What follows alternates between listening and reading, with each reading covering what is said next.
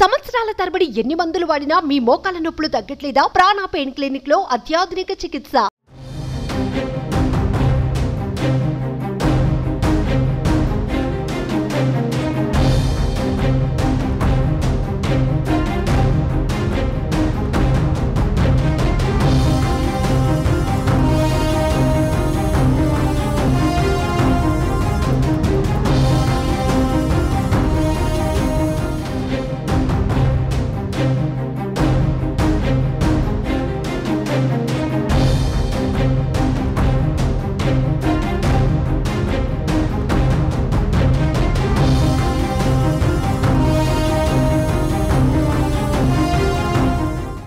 మాజీ మంత్రి వైఎస్ఆర్ సోదరుడు వైఎస్ వివేకానంద రెడ్డి హత్య కేసులో అనూహ్య పరిణామం చోటు చేసుకుంది.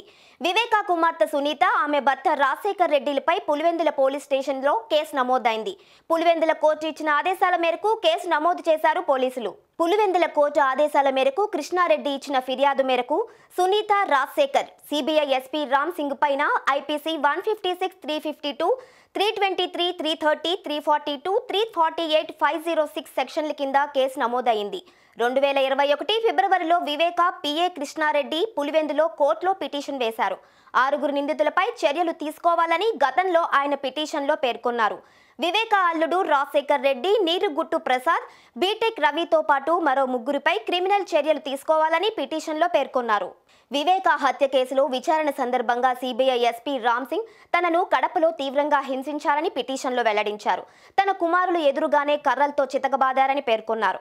వివేక హత్య కేసులో దేవిరెడ్డి, శివశంకర్ రెడ్డి ప్రమేయం ఉన్నట్లు సాక్ష్యం చెప్పాలని సిబిఐ ఎస్పీ రామ్ సింగ్ పలుమార్లు తనను బెదిరించారని కృష్ణారెడ్డి ఫిర్యాదులో తెలియజేశాడు.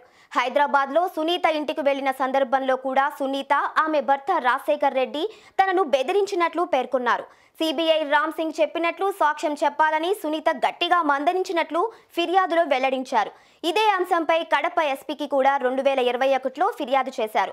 కృష్ణారెడ్డి వేసిన ఫిర్యాదు మేరకు పులివెందుల కోర్టు విచారణ జరిపి సిబిఐ రామ్ సింగ్, సునీత, రాజశేఖర్ రెడ్డి పైన చర్యలు తీసుకోవాలని ఆదేశించింది. కోర్టు ఆదేశాల మేరకు ఎంవి కృష్ణారెడ్డి నుంచి ఫిర్యాదు తీసుకున్న పులివెందుల పోలీసులు 3పై ఈ నెల 15వ తేదీన కేసు నమోదు చేశారు.